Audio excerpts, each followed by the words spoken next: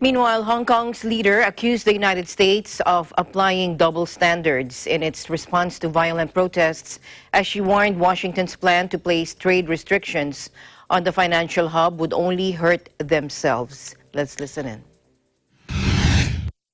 Activities are for all to see. People are living in fear. So that's why some question whether we still have rule of law in Hong Kong, or is it rather rule of fear. Now, many law-abiding citizens have been living in fear in the past months. When they go out, they are worried that people may beat them up. And some businesses there not support the government because their shops may be attacked. And then they are worried they will be doxxed online, and so themselves and their family members may be affected. These are all objective facts and phenomena we could see in Hong Kong. So the Central People's Government is very much concerned about every citizen in Hong Kong. And this is exactly the scenario we face now. Now, foreign governments have been responding in a high-profile manner. Some have threatened certain actions, and I could only say that they are adopting double standards.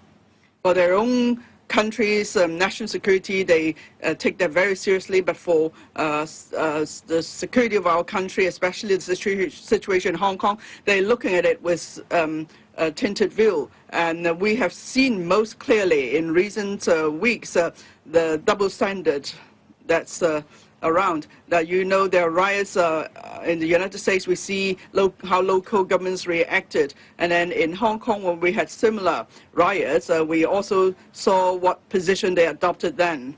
Now, about sanctions, the so-called sanctions, or removing Hong Kong's special status, these acts would only hurt themselves and not benefit anybody. There are several facts that would explain that clearly. First of all, in terms of goods trade, Hong Kong is the largest economy, is the economy with the largest trade surplus for the U.S. It's been the case for more than a decade. And then Hong Kong unilaterally grants a visa-free access to U.S. passport holders. We, in turn, do not enjoy visa-free access to the United States. There are 1,300 American businesses in Hong Kong. They are, we give them the same preferential treatment to them for access to the mainland market. In other words, we don't distinguish companies by the head office.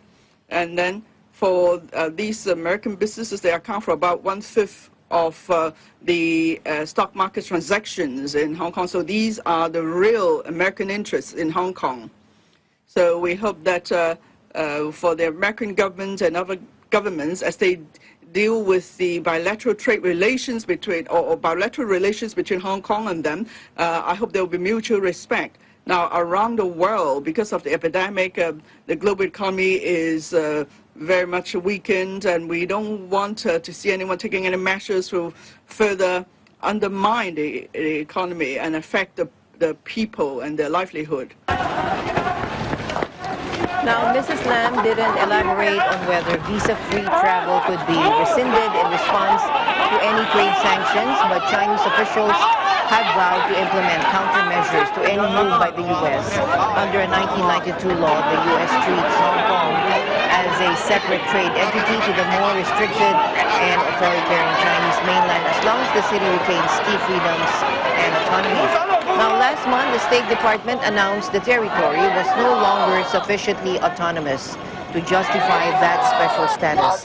At her weekly press conference, Mrs. Lam said Hong Kong had spent 23 years failing to enact its own national security laws in the legislature, prompting Beijing to take the initiative.